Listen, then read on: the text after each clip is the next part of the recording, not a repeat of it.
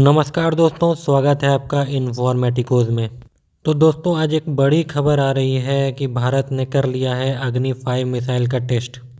दोस्तों, अब इस टेस्ट में क्या खास है, आप लोगों को तो पता होगा ही कि नो टाइम वार्निंग 5400 किलोमीटर की, जो अब तक की सबसे बड़ी रेंज की नो टाइम वार्निंग भारत सरकार ने इशू की थी।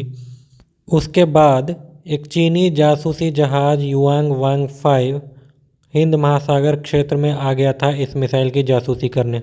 लेकिन पिछली बार की तरह भारतीय सरकार ने इस युआंग वांग 5 जासूसी जहाज़ को कोई भाव नहीं दिया और अपने ही हिसाब से ये टेस्ट कर लिया, और ये बताया जा रहा है कि ये टेस्ट 100% सफल रहा है। इसके अलावा आप लोगों को पता तो होगा ही कि अभी चीन से भारत का बहुत ही तनाव चल रहा है। ऐसे वक्त में इस तरह का टेस्ट काफ़ी अहम हो जाता है और एक मैसेज हो जाता है चीन को कि अगर हमसे पंगा लोगे तो बेटा अच्छे से चूना तो तुमको लगेगा। साथ ही आपको यह भी जानकारी होगी कि भारतीय वायुसेना ने एक ज़बरदस्त युद्धाभ्यास किया है अरुणाचल प्रदेश क्षेत्र में, जिससे कि चीन को साफ साफ संदेश चला गया कि देखिए 2020 के बाद हमने बहुत ही सीख ली है और काफ़ी अपने सिस्टम्स को अपडेट कर लिया है।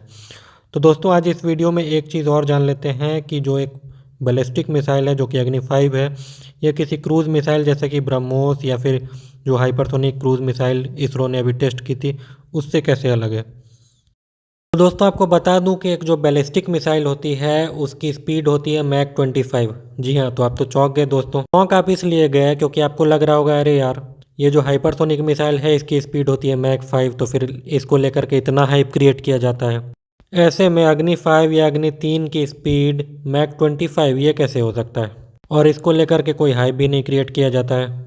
तो दोस्तों, इसका कारण ये है कि बैलिस्टिक मिसाइल्स धरती के वातावरण के बाहर उड़ती हैं। एक बार इन्हें बाहर में धक्का दे करके पहुंचा दिया जाता है रॉकेट के माध्यम से, उसके बाद इन्हें कोई भी रेसिस्टेंस फेस नहीं करना होता है, क्योंकि ये लगभग स्पेस में चली जाती हैं जहां कोई वातावरण होता ही नहीं है, तो उससे कोई घर्षण क्रिएट होता ही नहीं है। तो इसकी स्पीड जाहिर सी बात है कि मैक 25+ तो रहेगी ही रहेगी। तो सवाल उठता है दोस्तों कि बैलिस्टिक मिसाइल्स ज़्यादा खतरनाक होती हैं या क्रूज़ मिसाइल। तो दोस्तों, ये बिल्कुल एक सिनेरियो पे डिपेंड करता है। बैलिस्टिक मिसाइल्स जो होती हैं वो क्रूज़ मिसाइल इतनी एक्यूरेट नहीं होती, लेकिन ये काफ़ी दूर तक जा सकती हैं। अब चूंकि बैलिस्टिक मिसाइल स्पेस के बाहर उड़ती हैं तो इन्हें ट्रैक करना भी आसान होता है और मार गिराया जाना भी आसान होता है क्रूज़ मिसाइल्स की अपेक्षा। लेकिन दोस्तों, बैलिस्टिक मिसाइल्स इतनी बड़ी होती है कि इसका भी तोड़ इसमें निकाल लिया गया है मल्टीपल री एंट्री व्हीकल्स देकर। तो दोस्तों, ये मल्टीपल री एंट्री व्हीकल्स या MIRV क्या होती हैं? तो आम भाषा में ऐसा समझिए कि एक ही मिसाइल पर 5-10 बम लगा दिए गए।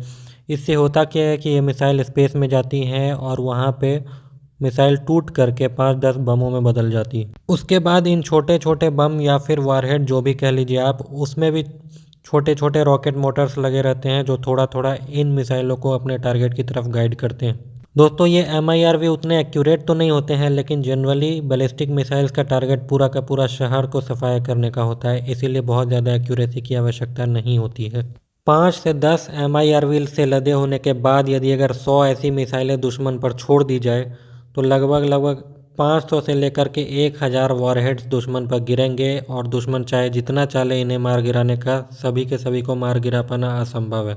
तो ये MIRV वाली कैपेबिलिटी क्रूज़ मिसाइल्स में नहीं होती है, लेकिन क्रूज़ मिसाइल्स का इस्तेमाल टैक्टिकल रोल में ज़्यादा होता है, यानी कि छोटे टारगेट्स को डिस्ट्रॉय करना, जैसे कि कोई छोटा जहाज़ हो, कोई एयरबेस हो या फिर कोई दुश्मन का कैंप हो।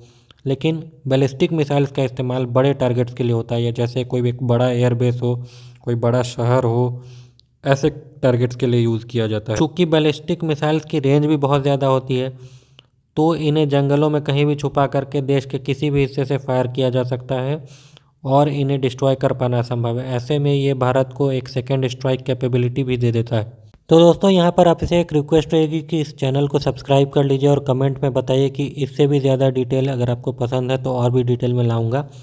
ज़्यादा डिटेल इसलिए नहीं ऐड किया है क्योंकि ये वीडियो और भी लंबी हो जाती। आपका सब्सक्रिप्शन और आपका कमेंट आएगा, उस हिसाब से मैं और भी वीडियो बनाऊँगा। तब तक के लिए थैंक यू। प्लीज़ सब्सक्राइब, देखिए सब्सक्राइब ज़रूर कर लीजिएगा, रिक्वेस्ट है आपसे।